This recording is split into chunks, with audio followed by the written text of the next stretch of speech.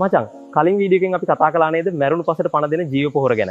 අද මම කියලා දෙන්නම් සතයක්වත් වියදම් කරන්නේ නැතුව ගෙදරදීම මේ මැජික් එක හදාගන්න විදිය. මේකට අපිට ඕනේ අලුත් ගොම ටිකක්, කළු හකුරු කෑල්ලක්, ලොකු ගහක් යටින් ගත්තු සරු පස්මිටක් සහ වතුර ටිකක් විතරයි මචං.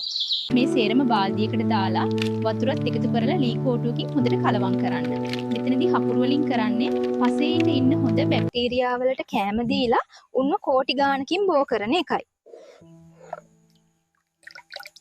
දැන් මේ බාල්දිය රෙදි කෑල්ලකින් වහලා දවස් කිහිපයක් හෙවණ තියෙන තැනකින් තියන්න. දවසට සැරයක් කෝටුවෙන් කලවම් කරන්නත් අමතක කරන්න එපා. ඔන්න ওই විදිහට තමයි මචං ගෙදරදීම සරලව ජීව පොහොරයක් හදාගන්නේ. හැබැයි ඉතින් කාර්යබහුල ඔයාලා හැමෝටම අමුද්‍රව්‍ය හොයාගෙන මේක මේ විදිහටම කරන්න අමාරුයිනේ.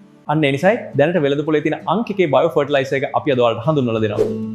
කිසිම කරදරයක් නැතුව වගාවට පණ දෙන්න මේක ගෙදරටම ගෙන්න ගන්න. මේක ගෙදරටම ගෙන්න ගන්න. දැම්ම WhatsApp message එකක් දාන්න මචං.